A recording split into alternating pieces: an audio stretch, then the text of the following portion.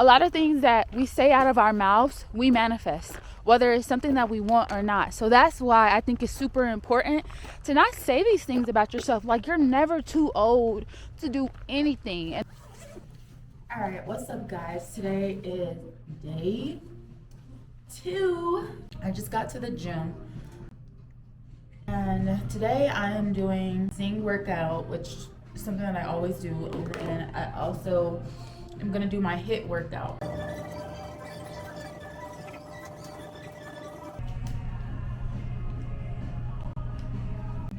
Alright guys, so this is my starting size. This is gonna be my starting weight. Currently, I'm not exactly sure like what the approximate number is, but I'm pretty sure I weigh close to 135, 140.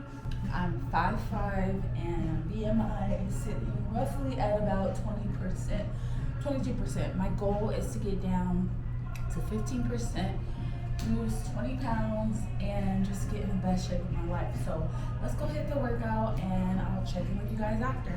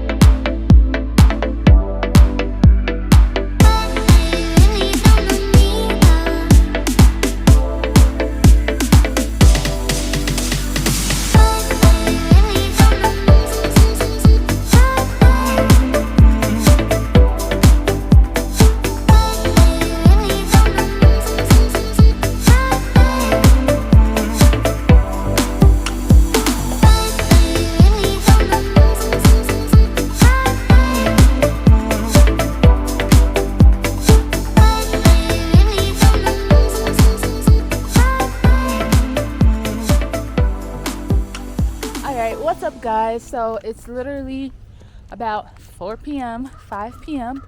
on a walk with my dog, Rain. I don't know if you can see him back there, but Rain. On a walk with my dog. I told myself that one part of this journey was going to be getting out and walking my dog more. So we're taking a 2-mile walk on his favorite little trail. See if you guys can see him.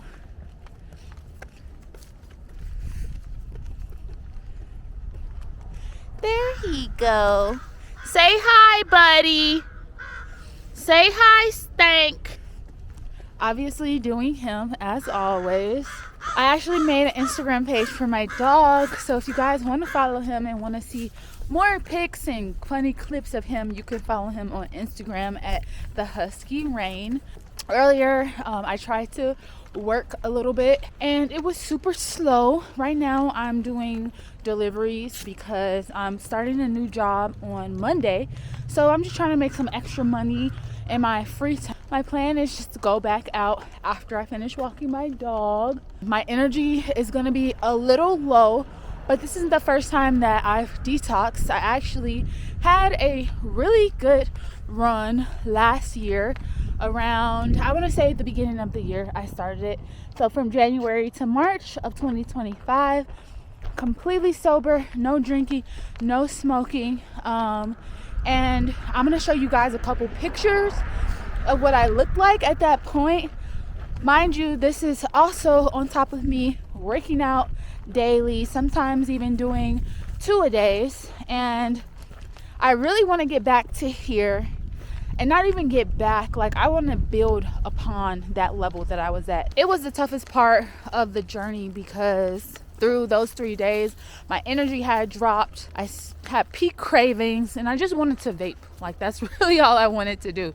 I know that these next 3 days, and probably going into the next week as well, it's going to be the toughest. But after that week, guys, this is the caveat. After that week, or after that little time period, energy skyrockets. And I know that's partially due to my system recalibrating, getting back to its original form and energy levels. I just can't wait to that point because, guys, I'm telling you, like, there is no better feeling than just being high on life. That's the thing. Like, I realized, especially going back and forth between smoking and living a sober life, that nothing is compared to the high you get from life. Nothing.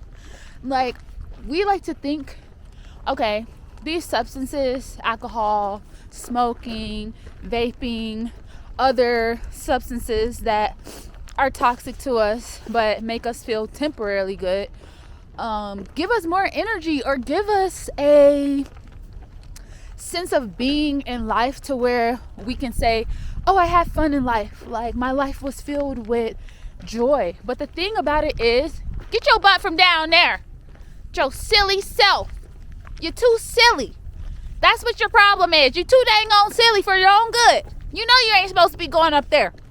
Your bop-head self. Sorry, guys. I gotta talk to him like a drill sergeant or he's not going to get it. If you have a husky, you know. If you know, you know. Husky life, okay? But yeah, like, we like to think that those substances give us more pleasure, give us more joy. But the truth of the matter is, once your system gets back down to a baseline, it already has everything in it to make you feel the highest amount of joy in your life, period. So that is something that I definitely just can't wait to get back to. And I'm really looking forward to that moment because not only would I be high on life, one thing that I could say was my supplemental alternative to smoking was music. Like, music, I love music so freaking much. And I don't think I'll ever get to the point where I feel like I'm too old to go to concerts. I know a lot of people are like, oh no, I'm too old, I'm too this, I'm too old. And one thing I want to remind you guys is your words are powerful. I believe that we only get so many words in a lifetime. So that's why they say choose your words wisely. It's not about just like speaking wise or speaking in a way that is going to continuously benefit you. But I think the saying goes a little bit deeper in the fact of choose your words wisely because you only have so many.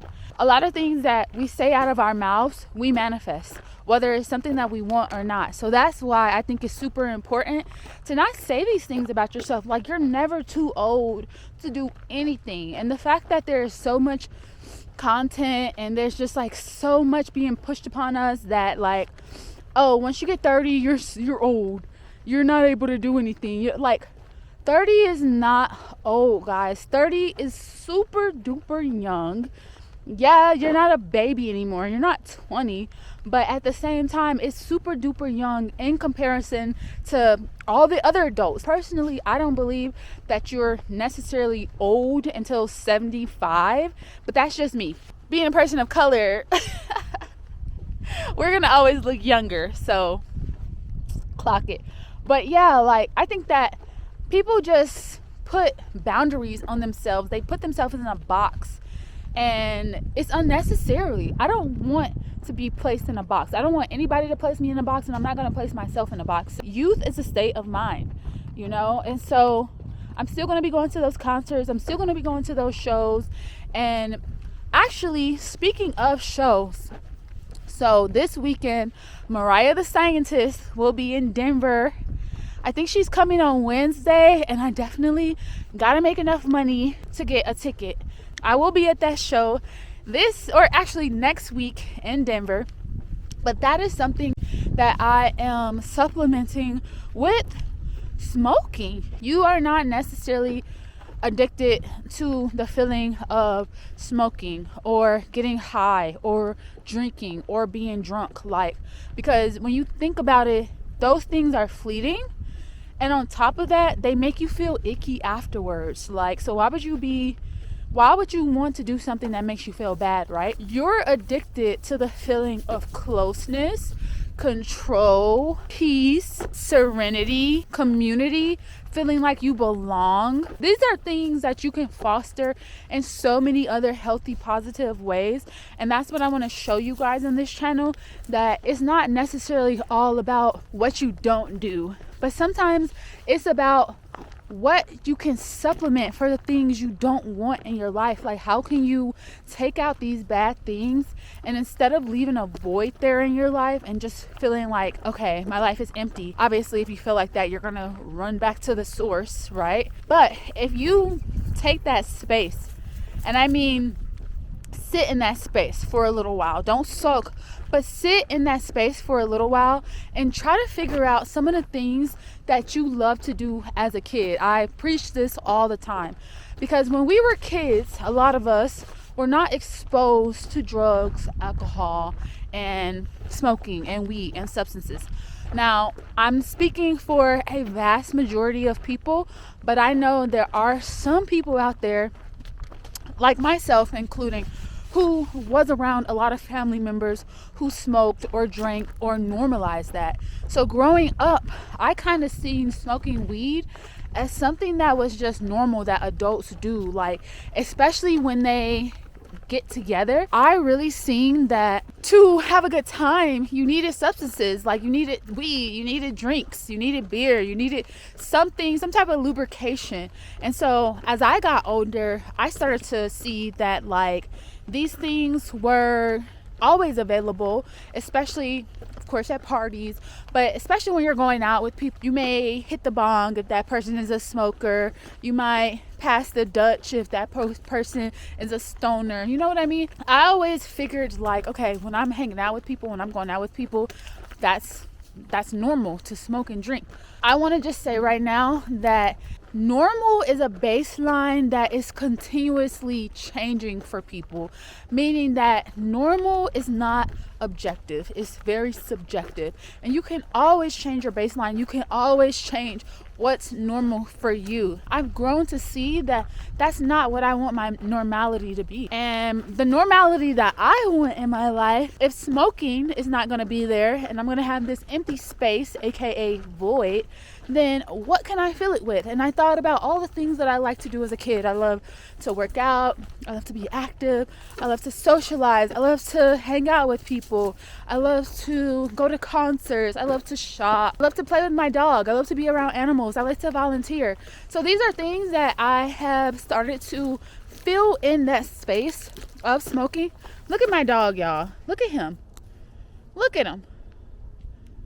Look at his silly self. Get it, Bo. Get it, Stank. Get it, Bo. Get it, Bo. Yeah.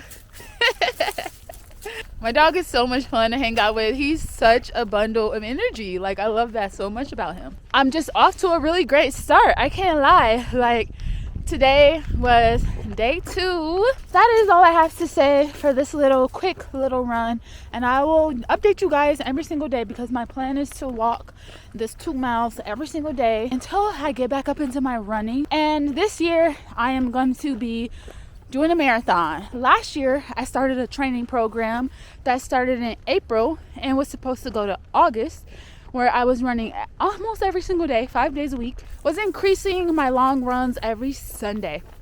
So that's something that I look forward to getting back into. So yeah, last but not least, I am going to pick back up with my 2-a-day workouts. The key is not doing it every single day, but doing my HIIT training in the morning, because HIIT training is so important. It's so underrated. A lot of people hate to do it because you get really sweaty. But the one thing that I found, and I will link this really interesting video that I found yesterday on YouTube. So HIIT workouts every morning, and then I'll do my strength training at night. And like I said, I'm only doing strength training 4 to 5 days out the week. But yeah, so we still have that workout to get to later today. I will check in with you guys at that point as well, let you know how my energy levels are doing. But my plan is to get to sleep on time tonight because I was up super late last night, and I think that's why my energy dipped in the middle of the day. So with that being said, I hope you guys have a good rest of your evening, and I will check in with you guys as a final workout. See ya.